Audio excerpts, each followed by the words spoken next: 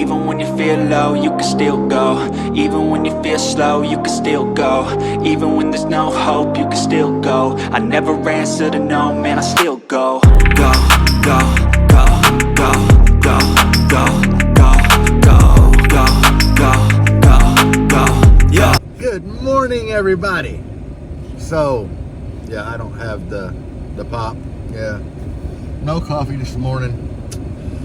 Yeah, trying to give that up. That's a bad habit.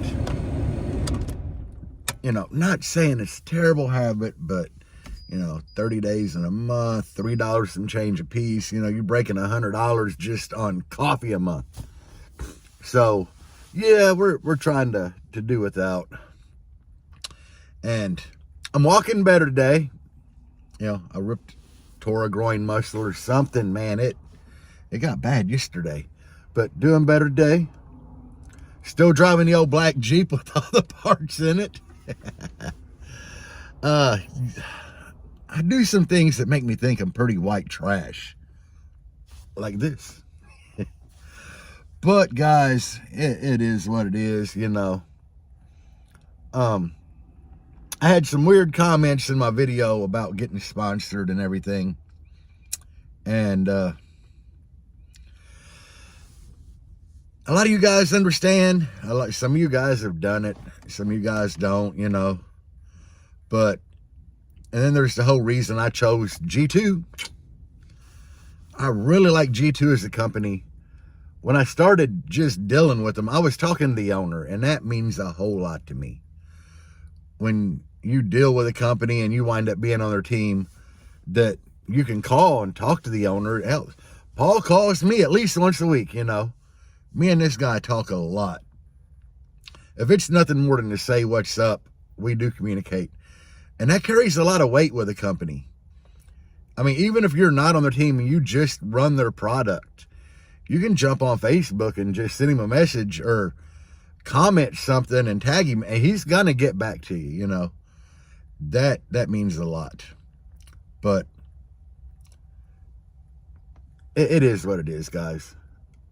I like G2 just, for that. I like the products they have, but and they carry a lot of other products. DC, Depbonts, Gately Audio. He's carrying a lot of high-end stuff. But let's get into today's videos, guys. What do you think? So let's do it. In one of my other videos, I was talking about the enclosure that I'm designing for this thing. And I did bring up the struggles I had, with the port size. Basically, it's so long because I'm I'm basically tuning the enclosure for this at like 27 hertz. But the enclosure is, it has to be so big because the port, once you do the math on the port's taking up over 2 cubes. And I had a lot of people come in the comments and say, use arrow ports. It's not really a problem of, port spacing or whatever. Like in my blue Jeep, I wound up having to use arrow ports because of the sub layout on the baffle. I really didn't have enough room at the back for a slot port. And arrow ports fit perfect, because I had that one sub, like 2 were here, 1 was up here. And it got in the way of a slot port there. So 2 arrows fit beside it, perfect. And it came out to my math. But in here, really, arrow ports ain't going to make any difference, because at the end of the day, you still, all of the port going in the enclosure, every bit of port you got in there, you have to do the math on it, find out the airspace of it, and then subtract that from your enclosure volume, and that'll let you know what each subwoofer is going to be left with for airspace. That was my problem, and an arrow just wasn't going to help me. And another thing, arrow port costs money. This is kind of a budget build. I'm trying to collect parts here and there wherever I can for this build. I don't want to spend the money on an arrow port. I'm trying to do it on a budget, and there is a lot of scrap wood out at my buddy Billy's, wood left over from the blue Jeep build. wood left over from his build. I even think I took some pieces of wood out there left over from the Blazer build. When I say scrap, they ain't been out in the weather or nothing. They've actually been kept inside. It's still nice wood, but it is just pieces of sheets that have been cut off that we couldn't use. That is what I want to use for the enclosure in here. But hell, let's talk about enclosures. And I've talked about this before, an enclosure for hair tricking. I'm going to attempt a hair trick in here. No wall with 312s. I'm going to try my best. Will I achieve it? I don't know. But a problem that I run into designing this enclosure is the tuning. I wanted the tune at 27 hertz. If you guys ever built an enclosure before, you'll quickly understand that to tune lower, your port always needs to be longer. And that is where the problem come in, because like say my blue Jeep, the wall in there was 6th order. That lower chamber is tuned at 22 hertz. And to tune it at 23 hertz, the port actually needs to be like 7 inches longer just to bring it one hertz down. Not saying that's dead on, I'm just saying a roundabout, you know, because I kept doing the math on it and it's like, wow, this is crazy. And I'll just let you guys know up front, to tune, to pick your frequency and tuning, to calculate port length, I use the 12volt.com. The 12volt.com, they have like a port calculator for arrow port. They have one for slot port.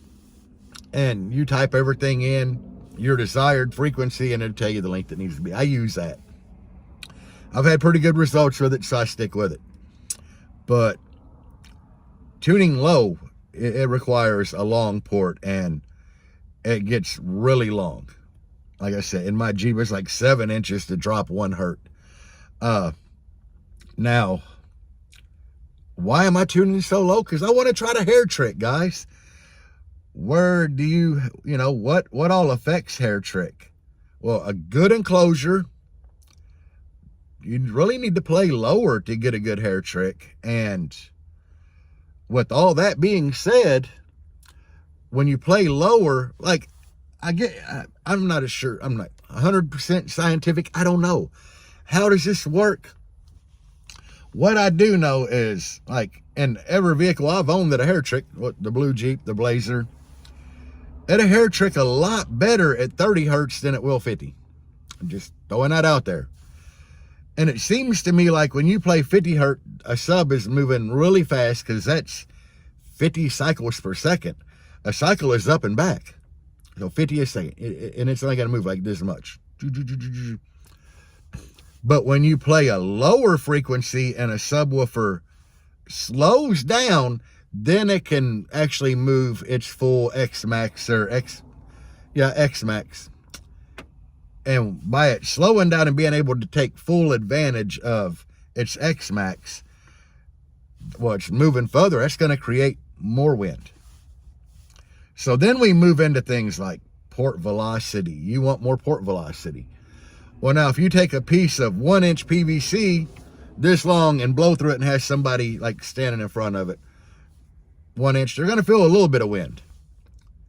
But if you use a regular straw and blow, the air is going to come out of it more forceful.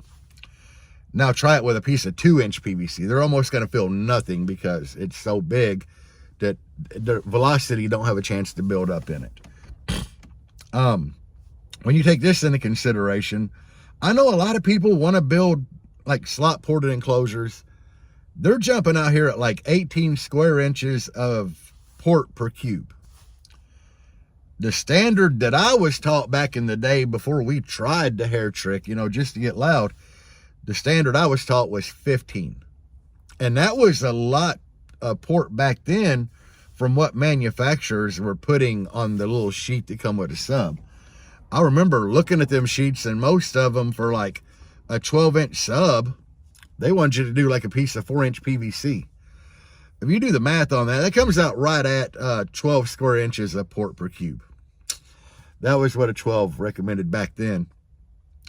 I chose for the enclosure for this, I think I chose 13.25 square inches of port per cube. Now, yeah, that's smaller than what everybody else is recommending, but I'm trying to get port velocity. I'm trying to get hair tricks. I'm trying to play really low with a big efficient enclosure, if any of that makes sense to you. You know, normally when you build on the bigger side of subwoofer specs, you know, let's take a 12. Most 12s call 2 to 2.5 cubes per 12. That's just average what they call for. You know, if you're going to run like a lot of power to those 12s, then you want to build on the small side, around 2, you know, 2.15, whatever. If you're wanting to get really efficient, you're trying to get louder with high efficiency, bump it up to around that 2.5. I'm trying to do a mix of both. You know, I built somewhere around 2.3, 13 square inches of port, because I'm going to play low.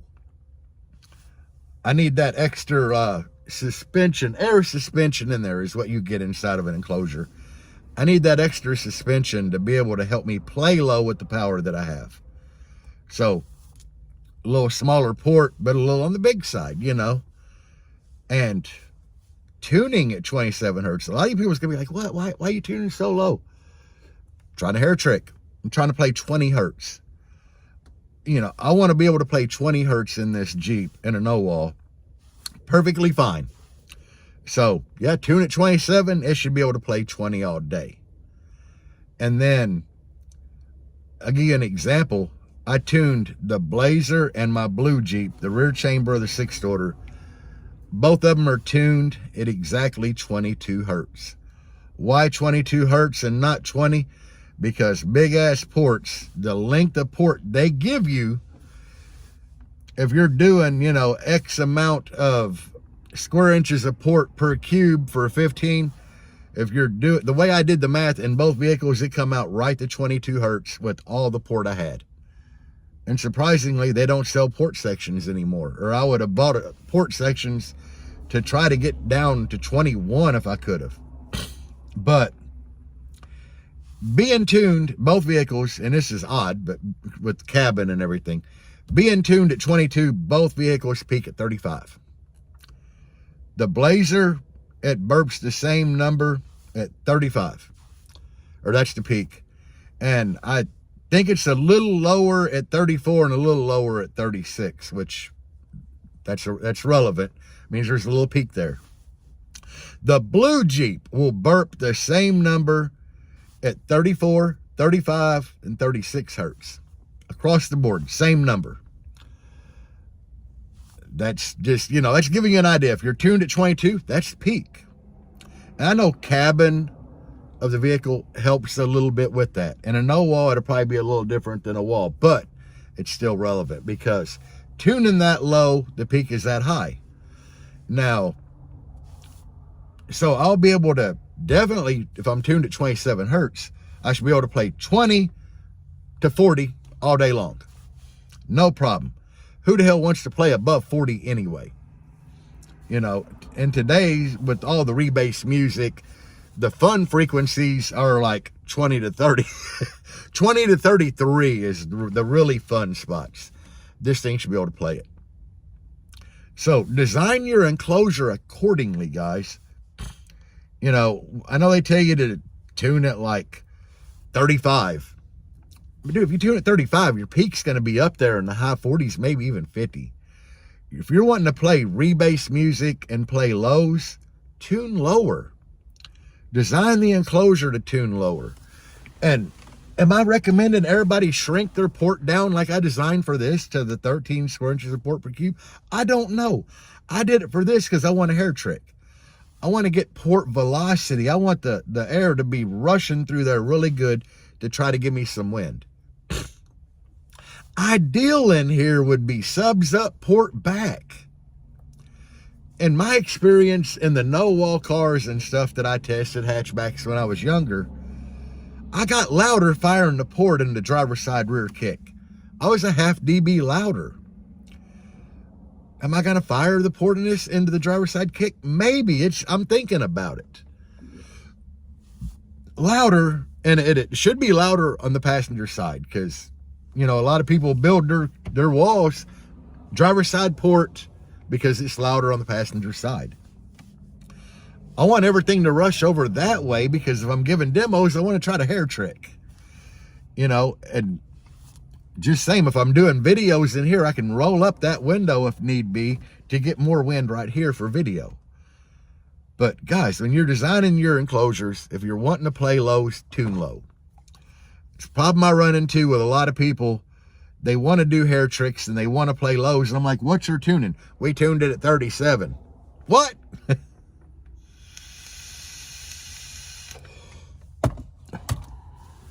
Tuned at 37, 38. I've had some people tell me that, well, I can't play anything lower than like 30. What's your tuning? 45? Like, why? Why you tuned at 45 and trying to play lows? But yeah, guys, I'm not telling you how to build an enclosure. I'm telling you some design elements.